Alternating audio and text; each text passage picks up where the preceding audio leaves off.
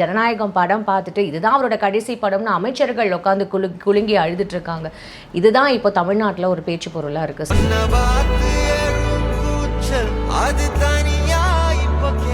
Secretary பூரா காலி, எல்லா செக்ரட்டரி தலைமைச் செயலாளர்கள் பூரா சினிமாவுக்கு போயிட்டான். எங்க ஜனநாயகன் படம் பார்க்குறது எப்படி அறிவார்ந்த சமூகம். கயவன் கருணாநிதியை முரசொலி மாறனா எந்த எதிர்ப்பும் பதிவு செய்யல. காவிரி அணை கட்டினால் தமிழ்நாட்டுக்கு எந்த கேடும் இல்லைன்னு இந்த கேடான குடிகெடுத்த கருணாநிதி பேசியது சட்டசபை குறிப்பில் இருக்கு. விலங்கை விட நாயை விட 200 ரூபா கொடுத்தா ஓட்டு போடுறான், இல்லை 2000 கொடுத்தா ஓட்டு போடுறான். இப்படி தான் வச்சுருக்கான் இந்த திமுக அண்ணா திமுக. ஒரே நாட்டுக்குள் அகதியாக வந்த ஒரே இனம் தமிழகம் தான். காவல்துறை ராமாபுரம் காவல் நிலையத்தில் போய் அடைக்கல மாணவர்களை தமிழச்சிகளை காவல்துறையினரே கற்பழிச்சான். தமிழனுக்கு பிறந்த எவனுக்குமே சூடு சொன்னிய வல்ல ஒரே ஒருத்தர் தான், வீரப்பன். இதுக்கு முன்னாடி எம்ஜிஆர் அவர்கள் கூட போய் டைரக்டா பேசி நமக்காக இங்க தண்ணி கொண்டு வந்த விஷயமும் நம்ம இங்க பார்த்தோம் இல்ல சார். 50 ஆண்டு காலமாக அமுல்படுத்தாதத இந்த விஜய் போய் வாங்கிட்டு வந்துருவாரா? உச்ச நீதிமன்ற ஆணையே மதிக்காத கர்நாடக அரசு உச்ச நீதிமன்றத்தை விட விஜய் பெரிய அதிகாரம் படைத்தவரா? நீதிமன்றத்தை அவமதிக்கிற அந்த வழக்கு கூட அவங்க மேல தொடுத்து யார் போடுவான்? ஜப்பான்காரன் போடுவான். தமிழ்நாடு போடலையே. ஜூலை ஆகஸ்ட் இந்த ஜூனுக்காக அவங்க தண்ணீர் விடுறதுன்றது ஒரு ஒரு வரைமுறை இருக்குல்ல சார், அது கண்டிப்பா அதை விட்டு தானே சார் இருந்தாங்க. விடல, இந்த 12ஆம் தேதி வரலையே. ஏன்னா கர்நாடகாவில் இருக்கக்கூடிய கன்னடத்துக்காரன் தண்ணியே கொடுக்கூடாதுன்னு வைராக்கியத்தில் இருக்கான். இங்கே தண்ணியை திறந்து விட்டு 1/2 மணி நேரத்தில் கடலுக்கு போயிருக்கு. போதா? ஆமாம். மணல் இருந்தால் போகுமா? போகாது. எங்கே போகுது? கன்னடத்தில் காவிரி தான் அரசியல. காவிரி தான் ஒரு 4 டேமை சட்டவிரோதமாக கட்டி ஒரு 300 டிஎம்சி சேர்க்கிறான்னா அவன் அரசியல்வாதியா, அவன் மக்களா, அவன் தலைவனா, இந்த தருதலைகள் தலைவனா? நீங்களே சொல்லுங்க. முட்டா பயலுகளை, மூட பயலுகளை, மண்ணை பூரா தேடி வித்து தண்ணி வேணுமா? 100 டிஎம்சி போனவர் விட்ட கொடுத்தோம்டா. எங்கடா போச்சு? அது எங்கே போச்சு? கடலில் போச்சு. 600 அடி தண்ணி போயிடுச்சுன்னா மூளையை தாண்டி போயிடுச்சுன்னு அர்த்தம். இதை பற்றியெல்லாம் எந்த அறிவும் அவனுக்கு இல்லை. திருடுவது எப்படி, கொள்ளையடிப்பது எப்படி, ஐரோப்பா வங்கியில் போடுவது எப்படி? தமிழ்நாடோட நிலைமை என்னன்றது இப்போ என்னதான் காஞ்சு போயிடும், கொஞ்ச நாள் அழிஞ்சு போயிடும். 10 ஆண்டுகளில் நீர்பிடிப்பு பகுதிகளில் மழையே பெய்யாது. இன்னைக்கு செய்தி பாரு, 10ஆம் தேதி செத்து போயிருமா 2 விருப்பமே. 10ஆம் தேதிக்குள்ளே எங்களுக்கு 2 பேருக்கு மரணம் வந்துடும், வராத. அப்போ என்ன நடக்குன்னு பாருங்க.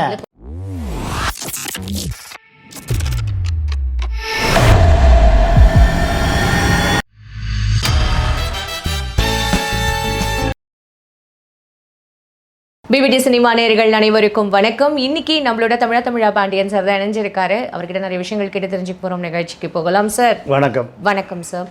இப்போது இது ஜனநாயகமோட அந்த ஒரு பிரச்சனை, அதாவது அந்த படம் ரிலீஸ் ஆனது ஒரு பிரச்சனையா, இல்லை இந்த நீட்டுக்காக ப்ரொட்டஸ்ட் பண்ணுறாங்கல்ல இப்போ எல்லா ஆக்டர்ஸும், அது ஒரு பக்கம் பிரச்சனையா, இல்லை ஜனநாயகம் படம் பார்த்துட்டு இதுதான் அவரோட கடைசி படம்னு அமைச்சர்கள் உட்காந்து குலுங்கி அழுதுட்டு இருக்காங்க. இதுதான் இப்போ தமிழ்நாட்டில் ஒரு பேச்சு பொருளாக இருக்குது சார். இதுதான் இப்போ டெய்லியுமே போயிட்டுருக்கு. இது நீங்களும் பார்த்துட்ருக்கீங்க. என்ன சார் சொல்லணும்னு நினைக்கிறீங்க? இல்லை, இதெல்லாம் ஒரு பிரச்சனை இல்லைம்மா. இப்போ காவிரி நதிநீர் தமிழ்நாட்டுக்கு பொய்த்து போய் 50 ஆண்டு காலம் ஆகிப்போச்சு. இந்த 50 ஆண்டு காலமாக திமுக எந்த போராட்டத்தையும் நடத்தவில்லை. திமுக போராட்டம் நடத்தினால் திமுக அம்பலப்பட்டு போய்விடும் என்பதற்காக திமுக எந்த போராட்டத்தையும் நடத்தவில்லை. இப்போ அதிமுக ஜெயலலிதா வந்த பிறகு தான் ஒரு கஞ்சி தொட்டி திறக்க வேண்டிய நிலைமைக்கு வந்துவிட்டது. ஒரு நாட்டிற்குள்ளே ஒரு இனம், ஒரே நாட்டுக்குள் அகதியாக வந்த ஒரே இனம் தமிழகம் தான்.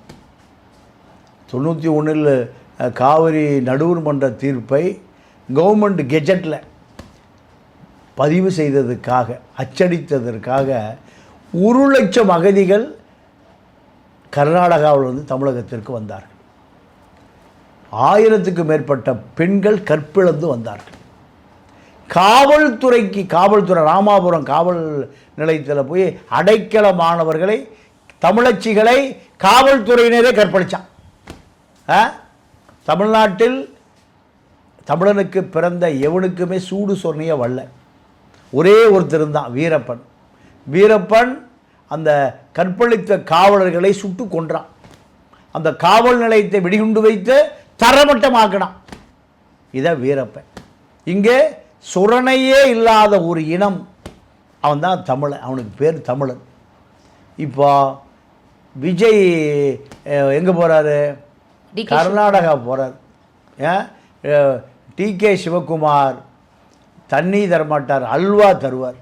ஆகஸ்ட் 3 தான் அந்த பேச்சுவார்த்தை நடக்கும். பேச்சுவார்த்தை தான், அதாவது இந்த சம்பிரதாய பேச்சுவார்த்தை. இவர் போவார், அவர் பேசுவார், திரும்பி வருவார். சார் இதுக்கு முன்னாடி எம்ஜிஆர் அவர்கள் கூட போய் டைரக்டா பேசி நமக்காக இங்க தண்ணி கொண்டு வந்த விஷயமும் நம்ம இங்க பார்த்தோம் இல்ல சார். எம்ஜிஆருக்கு பின்னாடி பல முதலமைச்சர்கள் வந்துட்டாங்க. தண்ணி சாராய தண்ணி தான் ஆறா ஓடுது. எம்ஜிஆருக்கு மனிதாபிமானம் இருந்தது. எம்ஜிஆர் இந்த மக்களை ஏமாற்ற விரும்பவில்லை. ஆனால் எல்லாருமே எம்ஜிஆரை போல வருவதற்கு 1000 ஆண்டுகளாகும். நீங்கள் காவிரி உச்ச நீதிமன்ற தீர்ப்பு நிலுவையில் இருக்கு. இந்த தீர்ப்பு கர்நாடகா அமல்படுத்தவில்லை. கர்நாடகா கபினி, ஹேமாவதி, சாரங்கி, கிருஷ்ணசாகர் அணை உட்பட 4 அணைகளில் 250 டிஎம்சி தண்ணீரை சட்டவிரோதமாக தேக்குது. அணையே விரோதம். குளம், குட்டை, ஏரி, கிணறுலாம் சட்டவிரோதம் இல்லை. எது சட்டவிரோதம்? அணையே சட்டவிரோதம். கயவன் கருணாநிதியை முரசொலி மாறனா எந்த எதிர்ப்பும் பதிவு செய்யலை. காவிரி அணை கட்டினால் தமிழ்நாட்டுக்கு எந்த கேடும் இல்லைன்னு இந்த கேடான குடிகெடுத்த கருணாநிதி பேசியது சட்டசபை குறிப்பில் இருக்கு. சட்டசபை குறிப்பில் இருக்கு. அப்போ உச்ச நீதிமன்ற ஆணையை கர்நாடகா என்ன பண்ணல? அமல்படுத்தலை. சட்டத்துக்கு விரோதமாக 4 அணை கட்டப்பட்டது. அணை என்ன ஒரு வாரத்தில் கட்டிடுவானா? இல்லை ஒரு வாரத்தில் கட்ட முடியுமாண்ணா? ஒரு மாதம் கட்ட முடியுமா? வருஷம் பூரா சட்டவிரோதமான வேலை நடப்பதை மத்திய அரசு பார்த்துட்டு இருந்தது. தமிழ்நாடு அரசும் பார்த்துட்டு தான் இருந்தது. எந்த எதிர்ப்பையும் கர்நாடக அரசு சட்டையே செய்யலை. இப்படி எத்தனை அணை கட்டியிருக்கா? 4 அணை கட்டியிருக்கான். இப்போ அதை விட காவிரி நடுவர் மன்றம் அமைத்து 50 வருஷமாக போராட்டம்.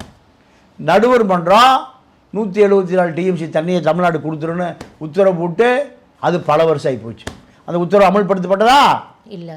உச்ச நீதிமன்றத்தை மதிக்காத கர்நாடக அரசை டிஸ்மிஸ் பண்ணுமா இல்லையா? பண்ண மாட்டான். ஏன் பண்ண மாட்டான்? அங்கே காங்கிரஸும் பாஜகவும் மாறி மாறி ஆளுகிறது. மாறி மாறி தமிழ்நாட்டுக்கு எதிராக இருக்குது. கர்நாடகாவில் தண்ணீர் திறப்பதற்கு வாய்ப்பே இல்லை. அதை அடுத்தபடியாக நடுவர் மன்ற அமைக்கப்பட்டு உச்சநீதிமன்ற ஆணை பெண்டிங்கில் இருக்குது. காவிரி நதிநீர் ஆணையம் பெண்டிங்கில் இருக்குது. நடுவர் மன்றம் அமுல்படுத்தலை. இப்படி எதையுமே அமுல்படுத்தாமல் எத்தனை வருஷமாக இருக்குது கர்நாடகா? 50 ஆண்டு காலமாக. 50 ஆண்டு காலமாக அமுல்படுத்தாததை இந்த விஜய் போய் வாங்கிட்டு வந்துடுவாரா? 50 வருஷமா இங்கே தான் அதிமுக ஆட்சி தான் அமைஞ்சது. இதுக்கு முன்னாடி நீங்கள் கூட தான் சொன்னீங்க வாய்ப்பே கிடையாது விஜய் அவர்கள் வர்றதுக்குன்னு. அதுலேயே ஒரு புரட்சி வந்த மாதிரி இதில் ஒரு மாற்றம் வருமோ அப்படின்னு சொல்லி ஒரு எதிர்பார்ப்பு இருக்காதா? இல்லை, எதிர்பார்ப்பு அதாவது உச்ச நீதிமன்ற ஆணையே மதிக்காத கர்நாடக அரசு உச்ச நீதிமன்றத்தை விட விஜய் பெரிய அதிகாரம் படைத்தவரா? சம்பிரதாய பேச்சுவார்த்தை தான் இது. ஒரு சொட்டு தண்ணி கூட காவிரிக்கு இனிமேல் வருவதற்கு வாய்ப்பு இல்லை. காவிரி நதிநீர் ஆணையம் உத்தரவை மீறி மேகதாது அணை கட்டுவதற்கு 12,000 கோடியை ஒதுக்கியாச்சு. சார் இதுக்கு முன்னாடி இந்த திமுக ஆட்சியில் இந்த ஜூலை ஆகஸ்ட் இந்த ஜூனுக்காக அவங்க தண்ணீர் விடுறதுன்றது ஒரு வரைமுறை இருக்குல்ல சார், அது கண்டிப்பாக அதை விட்டு தானே சார் இருந்தாங்க. விடல, இந்த 12ஆம் தேதி வரலையே. பல ஜூலை 12 தண்ணியை விடலை, வரல. அப்போது இந்த டெல்டா மாவட்டங்களில் இருக்கிற அந்த விவசாயிகள்லாம் வந்து அடுத்து இந்த சாகுபடி செய்யறதுக்கு என்ன பண்ணுறதுன்னு தெரியாமல் அந்த தண்ணீருக்காக வெயிட் பண்ணிகிட்ருக்காங்க. இப்போ அதுக்கான அந்த நீர் ஆதாரம் என்ன சார்? தற்கொலை பண்ணி இறந்து போனது தான் நடந்திருக்கு. காவிரி டெல்டா விவசாயி இதுவரை 1000 பேருக்கு மேலே என்ன பண்ணியிருக்காங்க, தற்கொலை பண்ணி செத்து போயிட்டான். இதை விட இந்த திராவிட இயக்கம் பண்ண தீமை என்னென்னா, கபினி, ஹேமாவதி, சாரங்கி, கிருஷ்ணசாகர அணை நிரம்பி அணை உடைகிற மாதிரி வரும்போது தண்ணியை திறந்து விடுவான். அது மேட்டூர் அணை நிறையும். மேட்டூர் அணை நிறைந்த பிறகு அங்கே நீர்பிடிப்பு பகுதியில் மழை பெஞ்சிட்டே இருக்கும். மறுபடியும் அவனுக்கு தேக்க இடம் இல்லை, அதனால் அவங்க திருப்பி ஓப்பன் பண்ணுவான். ஓப்பன் பண்ணது திருப்பி திறந்து விட்டால் மேட்டூர் டேம் நிறையும். மேட்டூர் டேம் நிறைஞ்ச பிறகு மேட்டூர் டேம் என்ன பண்ணுவான், தண்ணி திறந்து விடுவான். திறந்து விட்டால் ஆற்று மணலை பூரா திருடி விற்று விட்டானுங்க. தடுப்பணை கட்டவே இல்லை. அயோக்கிய பையன் கூட தமிழ்நாட்டில் தான் இருக்கான். திராவிட இயக்கம் தான் இவன். இந்த மக்களை விலங்கை விட, நாயை விட 200 கொடுத்தா ஓட்டு போடுறான், இல்லை 2000 கொடுத்தா ஓட்டு போடுறான். இப்படி தான் வச்சுருக்கான் இந்த திமுக, அண்ணா திமுக. அப்போ ஆற்றில் மணலை திருடி விற்று ஆற்றில் மணலே இல்லை. அவங்கள அணை கட்டக்கூடாதுன்னு சொல்லி இருமா, யார் அணை கட்டக்கூடாது? அவங்கள அணை கட்டக்கூடாது, இல்ல தண்ணீர் கர்நாடக அரசு அணை கட்டக்கூடாது, இல்ல நீங்க தண்ணீர் வந்து திறந்து விடணும்ன்ற கோரிக்கைக்கு பதிலா நம்ம இங்க அணை கட்டலாம் அப்படின்ற ஒரு ஐடியா நம்ம ஏன் சார்? அணை கட்ட வேண்டியது இல்லை, தடுப்பணை கட்டி 100 தடுப்பணை கட்டினீங்கன்னா கடலில் வீணாக போகிற தண்ணி நமக்கு சேமிப்பு. இவன் தான் ஆற்று மண்ணை திருடி விற்கிறக்கு எப்படி அணை கட்டுவான்? ஆற்று மண்ணை திருடி விற்கிறக்கு அணை கட்டினா தண்ணியில் நிற்கும், எப்படி விற்பான்? ஆற்று மணல் எடுக்கும். அப்போது இந்த முட்டா தமிழனுக்கு, மூட தமிழனுக்கு, அறிவில்லாத தமிழனுக்கு, அவனுக்கு தான் ஓட்டு போடுறான். யாருக்கு? எவன் அணை கட்டாமல் ஆற்று மண்ணை திருடி விற்கிறக்காக அணை கட்டாமல், தடுப்பணை கட்டாமல், என் அணைனா நான் பெரிய அணை இல்லை, தடுப்பணை. எதுக்குள்ள? காவிரி ஆற்றுக்குள்ள தடுப்பணை, ஒரு செவுரு, அதுக்கு பேர் அணை. பாண்டியன் சார், 50 வருஷமா உங்களோட பாயிண்ட் என்னன்னா, இவங்க இந்த முட்டாள் ஜனங்க இவங்களுக்கே ஓட்டு போடுறாங்கன்னு நீங்க சொல்றீங்க. சரி, அவங்க மாற்றத்துக்காக தான் இப்ப விஜய் அவர்களுக்கு ஓட்டு போட்டாலும் இப்ப இவங்களுக்கு ஏன் ஓட்டு போட்டீங்கன்னு கேக்குறீங்க. அப்ப இவங்களுக்கு யாரு தான் ஓட்டு போடணும் நீங்க எதிர்பார்க்கறீங்கன்னு எனக்கு ஓட்டு போடுறது விஷயம் இல்லம்மா, மக்களுக்கு செயலி இல்லை, அதுதான் விஷயம். ஓட்டு போடுறது, உங்களுக்கு கூட ஓட்டு போடலாம், நீல நிர்வாணமாக ஓடுறாங்கல்ல அவனுக்கு கூட ஓட்டு போடலாம். ஓட்டு போடுறது பிரச்சனை இல்லை. ஓட்டு போடுறவன் யாருக்கு ஓட்டு போடணும் அறிவு வேணுமா இல்லையா? அந்த அறிவு இல்லையே. யாருக்கு ஓட்டு போட்டிருக்கணும்ன்றது அது எனக்கு தெரியாது, அது ஏன் வேலை இல்லை. ஓட்டு போடுறவனுக்கு இல்லாத அறிவை நான் சொல்லியே வந்துட போகுது. நீங்கள் 100 ரூபாய் 200 ரூபாய்க்கு விற்கிறீங்க உங்கள் ஓட்டை. இந்த உங்களுக்கு அறிவு சொல்லிக் கொடுக்கறதுக்கு நான் பைத்தியம் முடிச்சிடறேன். எனக்கு பெரியாரே பைத்தியம் முடிச்சு போச்சு. இவனுக்கு குறைந்தபட்ச அறிவே இல்லையம்மா. திமுக, அண்ணா திமுக ரெண்டுமே அழிக்கப்பட்டிருக்கணுமா இல்லையா? அந்த மக்கள் அறிவார்ந்த சமூகம், தமிழ் சமுதாயம் அப்படின்றத நம்ம வந்து இப்போ தொடர்ந்து வந்து ஒரு விஷயம் நம்ம இங்க பார்க்க. ஆமா, விஷயம் ரொம்ப பார்க்குறோம். செக்ரட்டரியேட் பூரா காலி, எல்லா தலைமைச் செயலாளர்கள் பூரா சினிமாவுக்கு போயிட்டான். எங்க ஜனநாயகம் படம் பார்க்குறது? எப்படி அறிவார்ந்த சமூகம்? போராட்டத்துக்கும் ஜனநாயகம் படம் பார்க்கறதுக்கும் எந்த சம்பந்தமும் இல்லைன்னு சொல்லிட்டு ஜேசிடி பிரபாகர் வந்து சொல்லியிருக்காரு சார். ஆமா, அவரு தானே சாக்ரட்டிஸுக்கு அடுத்தபடியா ஒரு பெரிய தலைவர். அவர் சினிமா அவருக்கு எவ்வளோ மதிக்கல, எம்ஜிஆருடைய தொண்டை அவரு மதிக்கல. இந்த சினிமாக்காரன் நம்பி தான் சபாநாயகனாக இருக்கார். அப்போ சினிமா பார்க்கலைன்னா அவர் சபாநாயகனாக இருக்க முடியாது. விமர்சனங்கள் யார் வேணாலும் வைக்கட்டும். பர்வேஷ் அவர் சொல்லியிருக்காரு சார், நான் 11வது வயசுலேருந்து நான் வந்து தளபதி அவரோட ஃபேனாக இருக்கேன். நான் வந்து அதுக்கப்புறம் மக்கள் இயக்கமாக இருக்கேன். ஒரு கவுன்சிலர் ஆகி இல்லை இன்னைக்கு நான் வந்து ஒரு எம்எல்ஏவாக இருக்கேன்னா அதுக்கு காரணம் அவர் தான். அது வந்து ஒரு இயற்கையாக வந்தது. அது ஆண்டவனுக்கு தெரியும். நான் யாரும் எந்த விமர்சனத்துக்கும் நம்ம பர்வேஷ் எல்லாம் ஒரு பொருட்டே அல்ல. பல ஜீவாக்களுக்கு இருந்திருக்கான், கக்கன் இருந்திருக்கான், காமராஜ் இருக்கான். அவனை பற்றி பேசுங்க. பர்வீஸு புர்வீஸ் எல்லாம் ஒரு பெரிய பொருட்டே இல்லை. இதெல்லாம் ஒரு ஆட்சி மாற்றத்துக்கான அதிகாரம் அல்ல. இங்கே காவிரி பொய்த்து போனது. காவிரி தண்ணியே வராமல் போச்சு. காவிரியை மிஞ்சி மீதி மேட்டூர் டேமுக்கு வந்து சேகிற தண்ணி எங்கே இருக்குது? மேகதாது அணை கட்ட போகிறான். இந்த அணை கட்டுறதுக்கு இந்த முட்டாள் மக்கள்கிட்ட மணலை தான் கொண்டு போய் கொடுக்குறான். எங்கே இவன் முட்டாளார் அறிவாளியாக முடிவு சொல்லுங்கள். இவனுக்கு தண்ணி கொடுக்க வேண்டான்னு முடிவு பண்ணுற கர்நாடகாவுக்கு எங்கேருந்து மணல் போகுது? தமிழ்நாட்டிலேருந்து, காவிரியிலேருந்து மண்ணு போகுது. காவிரியிலேருந்து எதுக்கு போகுது மண்ணு?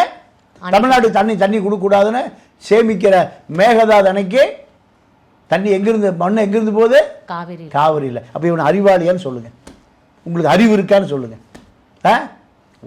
கெடுதல் செய்கிற உங்களை தலையில் தூக்கி வச்சு கொண்டாடுறான்னா இவன் அறிவாளியா? நீங்கள் பரிவீசி கத்திரிக்காயெல்லாம் போய் பேசுகிறீங்க. இதெல்லாம் தூக்கி ஓரமாக போடுங்க. தமிழ்நாட்டில் வாழ்வாதாரம் காவிரி. நீங்கள் மூப்பனார் பிரதமர் ஆவதற்கு ஒரு வாய்ப்பு வந்தது. கடைமடை 18,000 ஏக்கர் வைத்திருக்கிற ஒரு பெரும் பண்ணையார். இந்த பண்ணையார் முதல் நாள் அவர் தான் பிரதமர் வேட்பாளர், காலையில் தேவகவுடா வேட்பாளர். இதெல்லாம் பேசாமல் பர்வீஸு சினிமா தேட்டர் டிக்கெட் கிழிச்சவன் முறுக்கு விற்றவன்லாம் பேசிகிட்டு இருக்கீங்க. இந்த மாதிரி கேள்வி கேட்காதீங்கம்மா என்கிட்ட. அப்போது மூப்பனார் பிரதமராக வந்திருந்தா அவன் காவிரி தண்ணியை குடித்து வளர்ந்தவர் இல்லையா? அப்போது காவிரி 3 தீர்ப்பு இருக்குது. உச்சநீதிமன்ற தீர்ப்பு, நடுவர் மன்ற தீர்ப்பு, காவிரி மேலாண்மை வாரிய தீர்ப்பு. 3 தீர்ப்பை ஏதோ ஒரு தீர்ப்பை அமுல்படுத்தியிருப்பார் நமக்கு சாதகமாக. இதை கெடுத்தவன் யாரு? குடிகெடுத்த கருணாநிதி குடும்பம். அப்போ இதெல்லாம் மக்களுக்கு போய் சேரல. மக்களுக்கு இதுதான அரசியல், இதுதானம்மா அரசியல். நீ யாரால் ஏமாற்றப்படுகிறாய், இதுதான அரசியல். இப்போ இந்த திராவிட இயக்கம் செக் டைமும் கட்டல. ஏன்? மண்ணு தடி விற்கிறதுக்கு. இப்போ காவிரி மணலை பூரா திருடி கொண்டு போய் ஒரு லோடு 1 லட்ச ரூபான்னு எங்கே ஊட்டி வச்சுருக்கிறான்? மேகதாது அணை கட்டுவதற்கு பல லட்சம் லாரி மணலை கொண்டு குட்டி வச்சுருக்கான்.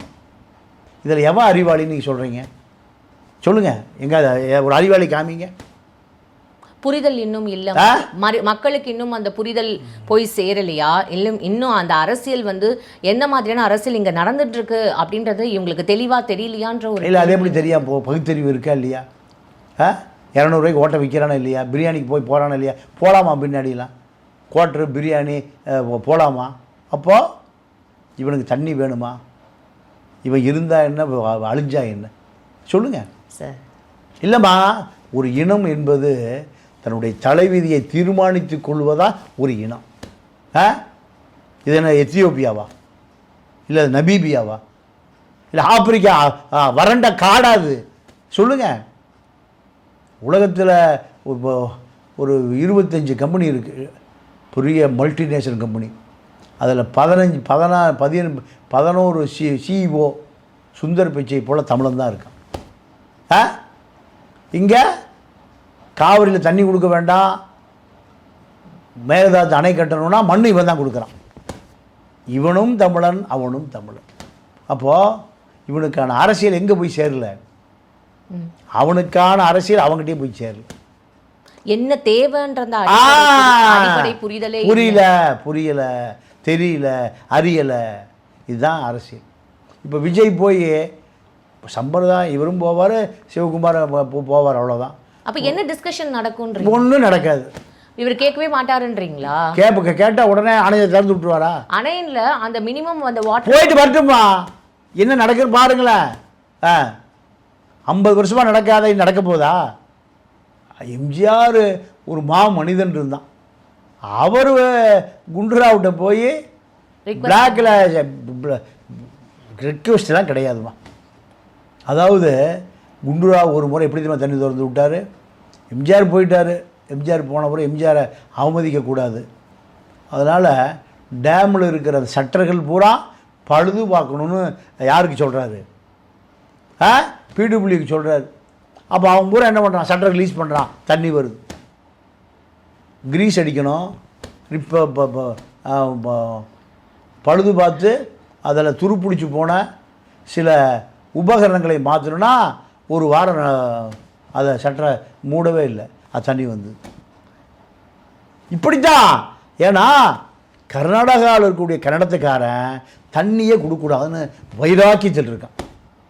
இந்த தண்ணி நீங்கள் அவனுக்கு தலைவன் கன்னடத்துக்காரனாக இருக்கான். கன்னடத்தில் காவிரி தான் அரசியல்.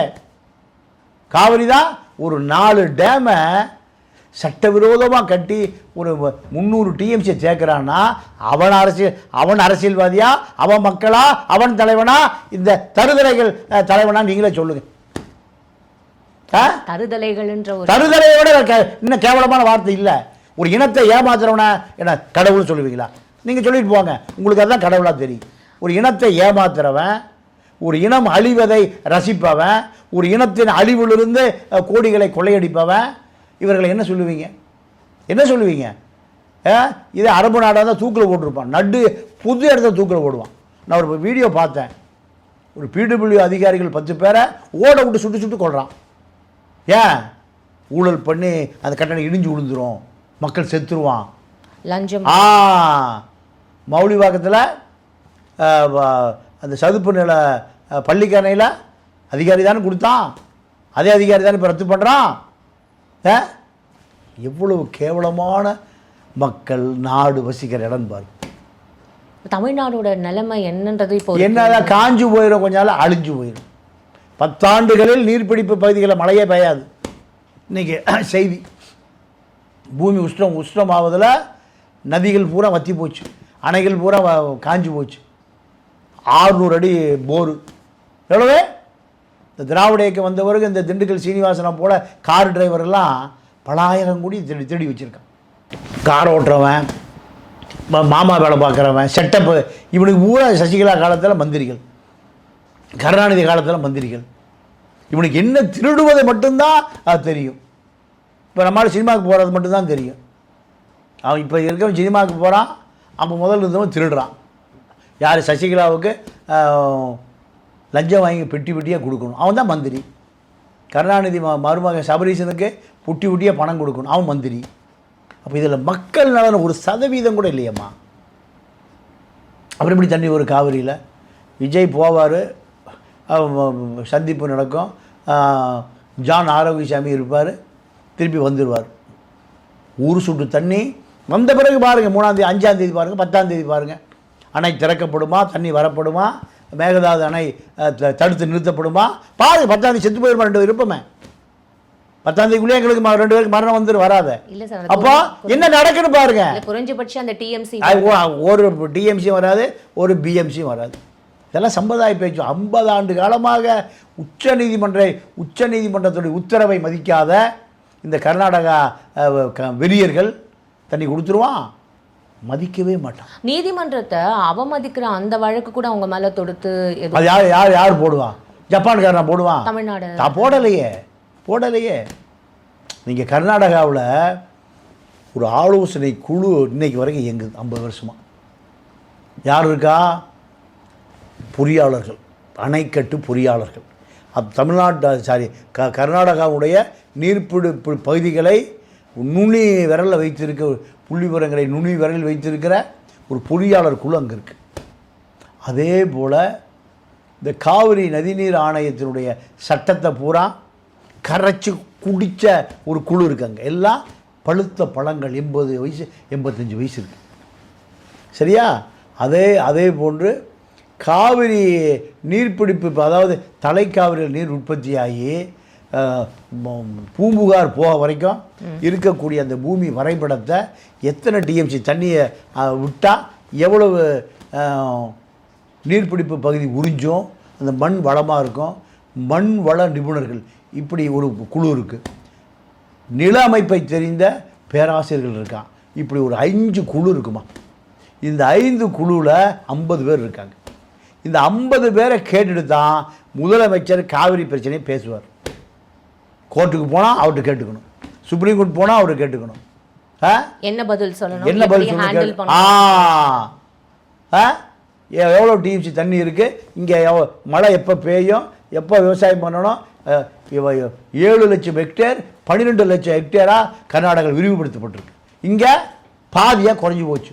இந்த புள்ளிவரங்கள் பூரா யார்கிட்ட இருக்குது? கர்நாடகா இருக்கக்கூடிய அந்த காவிரி காப்பு குழுட்ட இருக்குது. தமிழ்நாட்டில் அப்படி எவனா இருக்கானா? ஒவ்வொருத்தரும் 5000 கோடி திருடி வச்சுருக்கான். பிடபிள்யூ இன்ஜினியர், ஹைவேஸ் இன்ஜினியர் எவ்வளோ திருடி வச்சுருக்கான்? பெருமாள் ராஜுன்னு ஒரு மைன்ஸ் இன்ஜினியர், 5 கிரவுண்டில் வீடு, 5000 கோடி சொத்து. ஆப்பிரிக்காவில் தங்கச் சுரங்கம். ஒரு ரம்பா புருஷன், திரிஷா எல்லாம் மீட்டிங் பாயிண்ட் எங்கே ஈசிஆரில். ரம்பா வீட்டுக்கார இலங்கையில் ஒரு துறைமுகம் கான்ட்ராக்ட் எடுத்திருக்கான். இதுக்கு இந்த பெருமாள் ராஜு பார்ட்னர். ஒரு பிடபிள்யூ இன்ஜினியர். அவர் தான் யாருக்கு திருடி கொடுத்தவன்?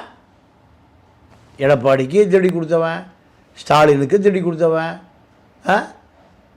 சபரீசனுக்கு திருடி கொடுத்தவன். இப்போ அவனை சஸ்பெண்ட் பண்ணால் இன்னும் வச்சுருக்காங்க, விஜய்க்கு திருடி கொடுக்குறதுக்கு. அப்போ இது போன்ற அதிகாரிகள் 5000 5 கிரவுண்டில் வீடுமா ஒரு சாதாரண ஒரு ஜூனியர் இன்ஜினியருக்கு? நிலத்தடி நீரே இல்லை, தண்ணியும் வரல, போர்லேயும் இல்லை அப்படின்னா என் தண்ணிக்கெலாம் இவங்கெல்லாம் என்ன சார் பண்ணுவாங்க? இவன் போல அப்படியே கிளம்பி சார்ட்டர் ஃப்ளைட்டில் போய் இறங்கிடுவான், ஃபாரின் போயிடுவான். இங்கே இருக்கிற பூரா எத்தியோப்பியில் எலும்பும் கூடுமா செத்து விழுந்தான்ல, அதே போல் 10 வருஷத்தில் வரப்போகுது தமிழ்நாடு. ஆமாம், 600 அடி எங்கே போயிடுச்சு நிலத்தடி. ஒரு ஒரு ஒரு ஒரு மண் தன்னுடைய வளத்தை இழப்பதற்கு 100 அடி போனாலே வளத்தை இழந்துடும். ஒரு செடி 100 அடி 600 அடி போய் தண்ணியை உறிஞ்சுமா?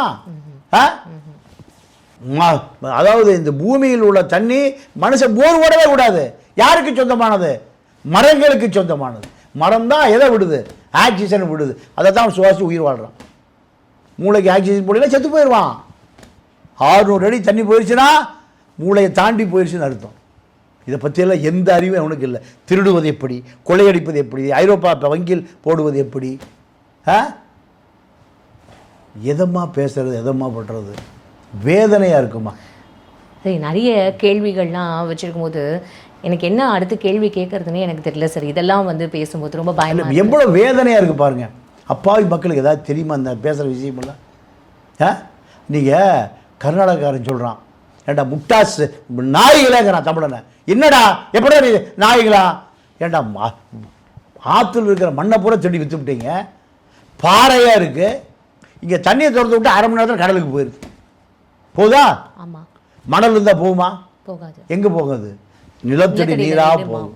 அவங்க கன்னடத்துக்கார கேட்குறான், கன்னடத்துக்கார முட்டா பயலுகளை, மூட பயலுகளை, மண்ணை பூரா செடி விற்று தண்ணி வேணுமா? 100 TMC போனவர் விட்ட கொடுத்தோம்டா, எங்கடா போச்சு? அது எங்கே போச்சு? கடலில் போச்சு. ஏன்? தடுப்பணையை கட்டு, செக் டேமை கட்டு. ஏன் மண்ணு செடி விற்க முடியாது? எடப்பாடி செடி விற்க முடியாது, சபரீஷ் செடி விற்க முடியாது, ஓபிஎஸ் செடி விற்க முடியாது, சசிகலா செடி விற்க முடியாது, சேகர் ரெட்டி செடி விற்க முடியாது, விஷ்ணு ரெட்டி விற்க முடியாது, கேசி பழனிசாமி விற்க முடியாது, ஆறுமுகசாமி விற்க முடியாது. இப்படிலாம் தூக்கில் ஓடணுமா இல்லையா? இந்த மண்ணை நாசம் இந்த மக்களுடைய மரணத்துக்கு வழி ஏற்படுத்திய இந்த நாய்களை தூக்கில் ஓடணுமா இல்லையா? ஒருத்த வாழ்வதற்கு 1 லட்சம் பேர் சாப்பிடுமா? குருவை, குறுகிய காலத்தில் விளையக்கூடிய குருவை கூட விளை வைக்க முடியலன்னா முப்போக விளைஞ்ச பூமிடாது. கர்நாடகாவில் 7 லட்சம் ஹெக்டேர் 12 லட்சம் ஹெக்டேராக விவசாய நிலம் விரிவுபடுத்தப்பட்டிருக்கு.